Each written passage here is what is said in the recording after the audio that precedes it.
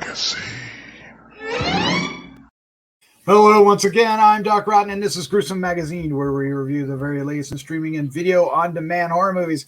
Each week, my co-hosts Jeff Mohr, Crystal Cleveland, Dave Dreher, and I will take a look at very spooky, scary, and gory genre offerings. Tonight, we are reviewing Stoker Hills, which is playing at the Popcorn Frights Film Festival, and that's one of the things that we kind of get to do every once in a while throughout the year. And, of course, this past year was a little shy of that, but things are slowly picking up. I have a little bit of hiccups because of life and things, but we are very happy to be working with Popcorn Frights Film Festival on reviewing a slate of their offerings, including tonight's feature, Stoker Hills. We'll get into that here in just a second, but let's welcome Jeff Mohr. How you doing, Jeff? I'm doing good. I love doing film festival movies. Yes. Otherwise, I have to look for reviews from other people and then wait forever for them to come out. Now I get to see them and tell other people, and they can wait. Wait. Oh, yeah, that's going out right. That's going to be very popular saying. I don't think so. But anyway, all right. I know what you mean, though. All right. Let's talk about Stoker Hills. Again, Popcorn Frights Film Festival. It screens between August 15th and 19th, 2021. Directed by Benjamin Lewis. Written by Jonah Kuehner. I say Kuehner. Maybe not. Cast includes, but not limited to, Tony, Todd, Steffani Brass, David Gridley, Vince Hill-Bedford, Tyler Clark, William Lee Scott, Eric Etabari. Synopsis: 3 students filming a horror movie stumble upon something much worse, and their only hope to survival is 2 detectives who find a camera that was left behind. Yeah, that sounds like my kind of movie. It sounds. Yeah, wait a minute. You mean they found footage? Found footage slasher film. All right. But let's quickly talk about Popcorn Frights Film Festival, which is from August 12th through the 19th. And they have virtual passes, and they have actual screenings this year. And I want to make sure I get the right location here. Let's get the. I thought I had this set up, but I don't. Here we go. Nothing like awkward silence to start off a podcast, Jeff. How do you like that? How you like that, huh? Do you watch the Field of Dreams baseball game last night? No, I did not. I did. But they're in Florida. I believe they're in South Florida, down toward Miami. But I'm going to have to put the actual locations in the show notes because it is nowhere in my notes and I can't find it. All right. But let's cut to the chase and let's talk about the film. What we're going to do is give our first impression. Our first impression will be spoiler free, and then we'll get into discussion. And because this is just now hitting film festivals, we're going to stay spoiler free. We are not going to spoil this film, which is going to be incredibly difficult to do. We may have to have small spoilers, but there's a couple particular twisty spoilers that we will have to stay away from. But then we'll wrap things up with our final thoughts, our score 1 to 5, and our favorite scene. Jeff Mohr, you are up first, sir. What was your first impression of Stoker Hills? I like this. And actually, we talk about this sometimes in terms of, movies that are good film festival films. I think this would be a really good film festival film. I don't recognize any of the actors. I take that back. Obviously, Tony Todd. Yeah, you recognize Tony Todd. but the other actors I hadn't seen before, and they all do a pretty good job. Especially I like the 2 detectives, Eric Etabari and William Lee Scott, played off each other well. Yes. And they had 2 different characteristics. Detective Adams was sort of the older sage guy who was very deliberate and the slow and steady wins the race kind of thing, whereas Detective Stafford was a little more ramped up, a little more emotional, a little more hyperactive. So I thought that played off well together. The 2 the two guys that are making a film together, Ryan and Jake, and then Erica, and that's the Steffani Brass, and then David Gridley and Vince Hill-Bedford. Ryan and Jake got on my nerves at the beginning until they got into the conflict, I guess, or the drama. So can we at least go that far? Wasn't that in the description? Yes. So yeah, they're having Erica, their friend, one of the guy's girlfriends, out on the street, and they're doing B-roll, and she's supposed to act like a prostitute because this movie is going to be, their student film is going to be about zombie prostitutes. So anyway, streetwalkers. Yeah, so they're shooting some film, and this kind of beat up old rusty car drives up and sucks her right in and takes off, and the chase is on, and from there on it's crazy. Car chase scenes, and that's where the found footage comes in, because they leave the camera running while they're chasing the guy that took her, and then we get flashbacks to how the cops are now looking at the footage because they found it somewhere, and we have no idea what event caused them to find it until we finally get through all that footage. So that, I thought that was really neat, how that played out. That definitely kept me interested. And the whole, how do I want to say it? The sets are creepy as all get out, and nasty. Nasty. I like that word. Nasty. Slasher. So anyway, I enjoyed this. Well, you know me. I love my found footage films. And what I really like about this particular one is that it combines found footage and actual footage in a very unique and satisfying way. Yeah. And that can be a difficult thing to pull off, but I really like how this works. I think it's quite innovative in that way. And I liked how the story progressed in a really interesting fashion. Like you said, we're following a couple filmmakers, so we already know they have a camera, and it starts off with the star getting swept up, and they have to go chase. You could argue why they don't do certain things, but they have an argument in the moment, and then in a moment it feels authentic. You think about it later, but so I don't know. I really enjoyed this. I enjoyed the actors. I enjoyed the concept. I enjoyed, like you said, the sets. It's shot real well. The found footage is handled really well, and the cops, the horror noir part of it, if you will, is really, really strong. I was thoroughly surprised by this film, and I really enjoyed it. It was a dark and foggy night, and it was really well shot. In that. That's a good way to put it. That's a good way to put it. Might have to start a new genre, subgenre, horror noir. I'm sure that exists. But anyway, you and I know what really clicks for me, and it's kind of a good gag. But I think this. Okay, so Tony Todd's in the movie, and as you may guess, he's kind of a day player kind of character.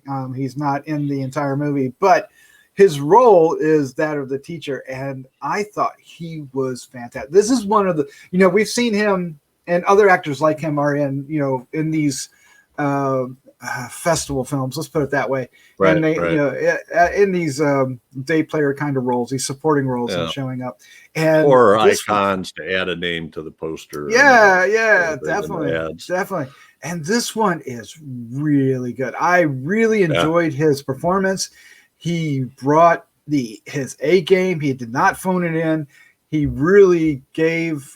It was also important because his character's in the intro, is in the beginning of it. So it gave the entire film a lot of weight right out of the gate, and I'm really thrilled with that. Usually that doesn't make or break me, but this one is an exception. I really liked his role and his acting in that role. It was good. Agreed. I thought he was great. And he's. Well, anyway, it's great. Yes. It sets it up perfectly. Yep, in a lot of different ways. And then the two main actors, the two or three main, I guess the three main actors, because you got the director and the cameraman, if you will. They're the two that are making the film, and then their subject, this actress. They make a good. They are strong. They make a good trio of characters. Mm-hmm. You like them, even though they're, like you said, they're a little snarky at first. So it's a little annoying, but you start liking them, and you start feeling for their position. So and they're not. Well, here's the one thing is that as things happen to them, they're not cold to each other. Like sometimes things will happen, and then it's just like run away, and you forget all about that, and that doesn't happen here. Right. And I like that. So. Yeah, I thought as they were getting on my nerves, but as soon as the danger hit, they started to act like adults, as opposed to, which is hopefully what would happen. I don't know. Up until then, they're almost like, well, they were boys. Like smart ass frat boy college kids. Not that I got anything against frat boys or college kids, but anyway. But when the crap hits the fan, they really got down to business, and they did have this argument. And I think I know what you're talking about. It's what's the best way to react, and one of them wins out in terms of their plan and what they do.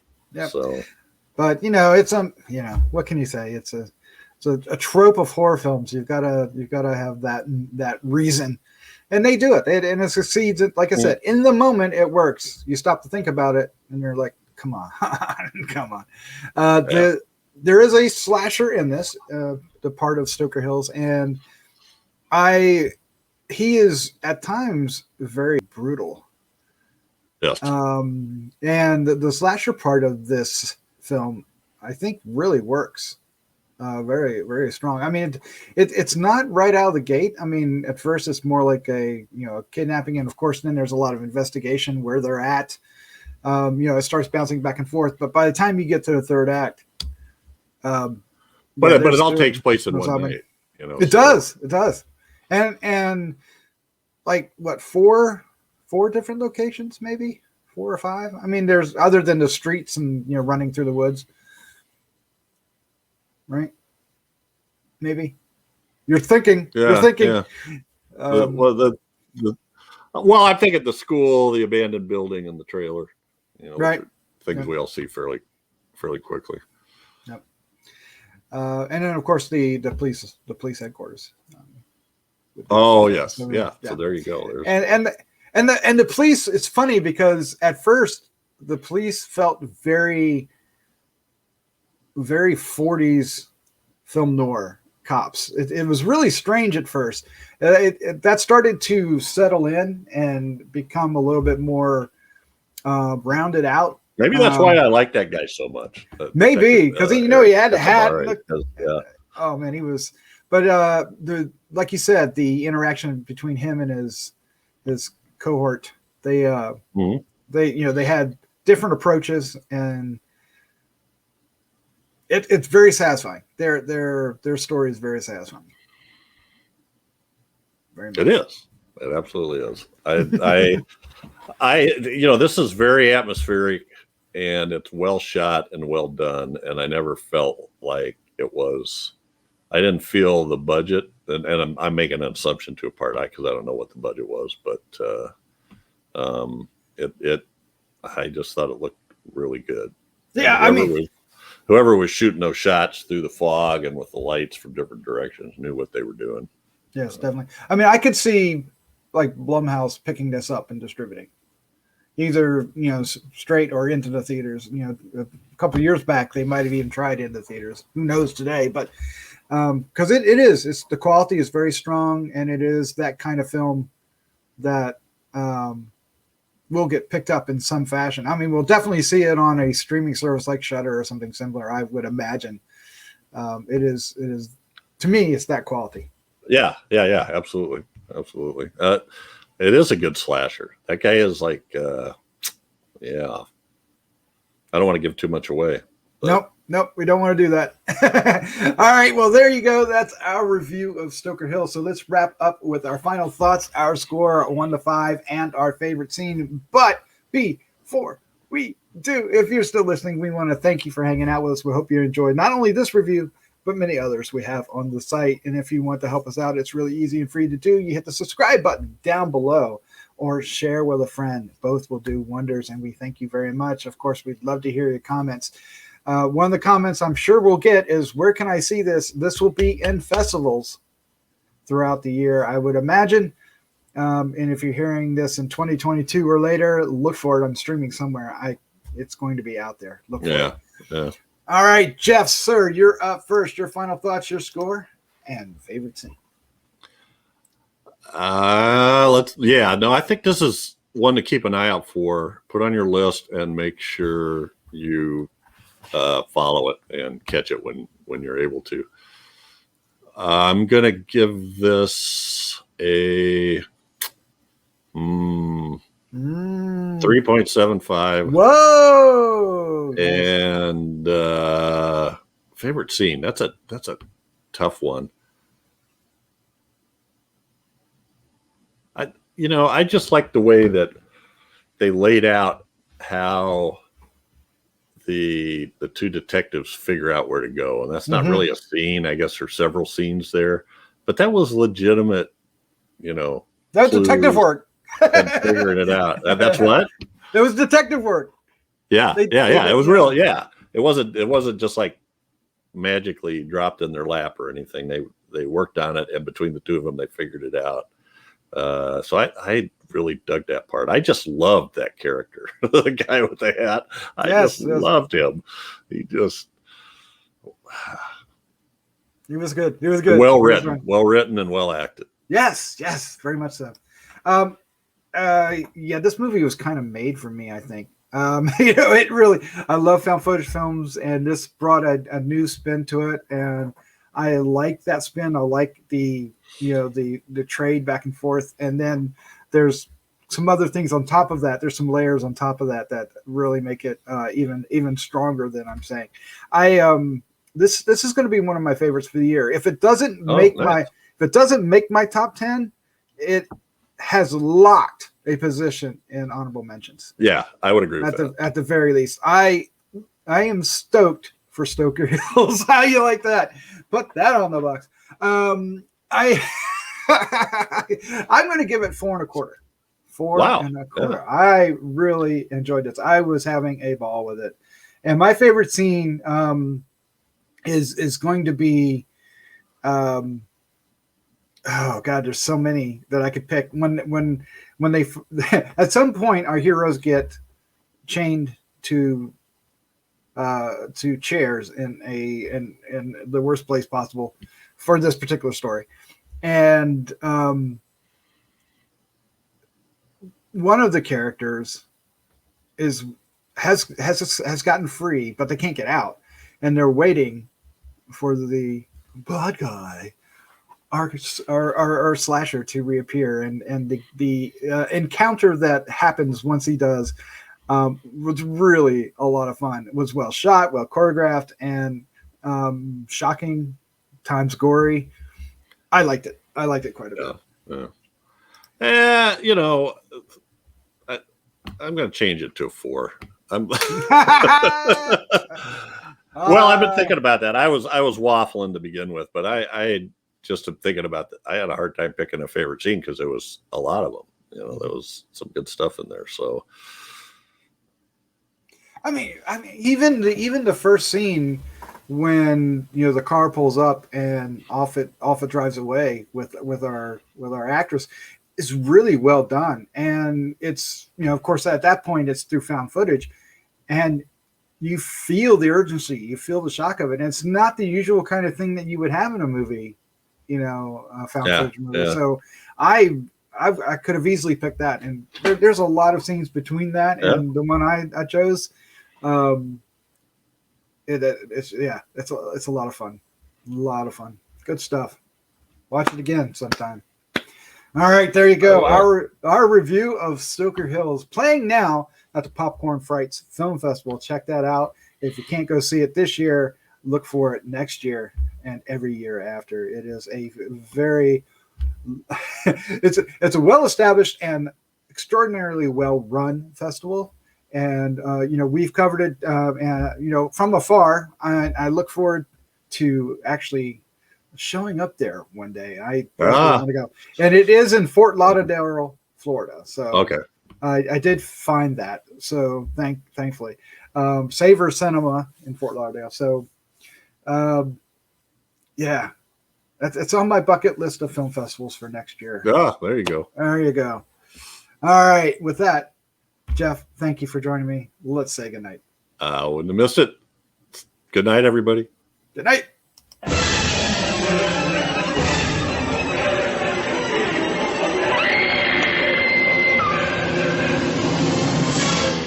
Gruesome Magazine.